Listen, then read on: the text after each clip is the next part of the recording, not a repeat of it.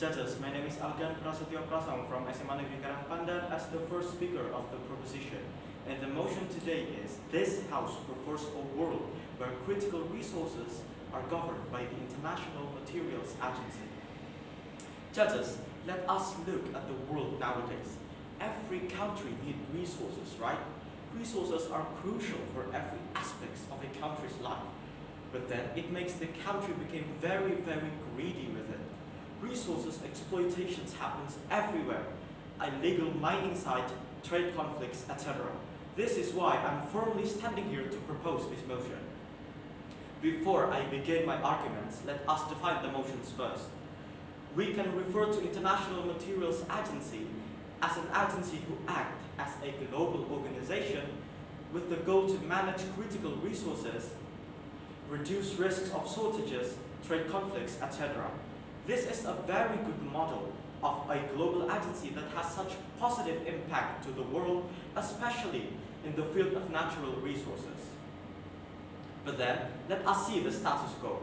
The management of critical resources varies with the nations, and the availability is indeedly different as well. So, that's why this is important, and to prove that I have three arguments as follows. 1. The existence of an international materials agency can help reducing geopolitical conflicts. Countries like Japan, South Korea, or any other countries that has low critical resources would depend on another country to fulfill their needs on those resources.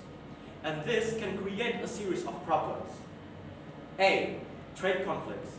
Countries will compete to sell the most profitable resources to these countries who need it the most, with the cheapest price possible.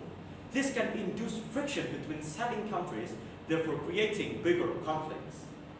B. Embargo. This is something that usually happens in this kind of situations. We can understand that embargo is a ban or restriction imposed by a country to another country. In this case, a country would ban the export of critical resources for a specific country in order to create pressure or sanctions. This act is very, very dangerous, so that's why we need an international materials agency to regulate all this and to prevent all those conflicts. Critical resources also can usually found on specific country, like oils in the Middle East or nickel in Indonesia. And when these countries have full access to these resources, this is where the malicious act begins. A. Countries start to manipulate price. B. They can limit exports to maintain profits. And C. Embargoes can also happen, like I mentioned before. International Materials Agency can prevent this act from happening by A. Creating fairness for every nation. B. Maintaining price to be stable, and C. Preventing embargoes by prohibiting it. It can create an impact of world stability and peace by maintaining everything under a global body and to prevent all of these manipulation from happening. My second argument is preventing exploitations of mining and extracting activities. When a country found the potentials of critical resources in their territory, they will begin to mine and use it for economic reasons or any other reasons, etc. And there will be an era which they can't help but keep mining it, and it turned to be an exploitation act. They exploited different aspects. A. Resources, obviously.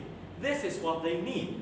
Countries will carelessly mining critical resources that are available in their territory and sell it with enormous price that didn't make sense, for only the sake of profit.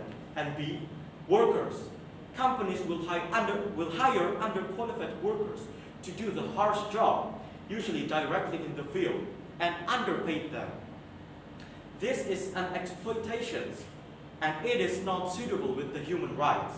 Workers are usually minors with unsafe working conditions, and this is very sad. For example, there was once a country called Nauru that became poor because of exploitations.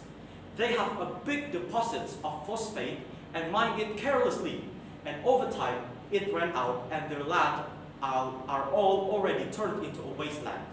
They can't do much but just continue living under the line of poverty. This is a good example of why the world needs an international organization to help countries like this on managing their natural resources, International Materials Agency can help by regulating a global law on mining activity, set standardized conditions for the safety and welfare of workers, therefore improving resources management. Moving on to my third argument, or my last argument. International Materials Agency can help setting a regulation to maintain sustainable and environmentally friendly extraction of resources. Extraction of critical resources done by companies usually didn't see the side effects of those activities for the environment. For example, A, failed waste management. Companies which will usually throw away the waste of their process to the environment, like rivers, oceans, etc. And it can damage water supply, killing fish, which is the main resources for coastal communities, and all bad impacts. And B, the loss of biodiversity. The destruction done by industries on building the infrastructure can damage species in that area. And C, deforestation can also happen. Then, what can International Materials Agency do? A, creating a law or regulations to prohibit careless management and saving the earth. B, ban the companies that didn't obey the rules or fining them with hefty fines. And C, standardize extraction activity to be more sustainable and eco-friendly. Overall, International Materials Agency is such an ideal model on how we would create a better world through the eye of good critical resources governance. With all of those reasons, so proud to propose. Thank you.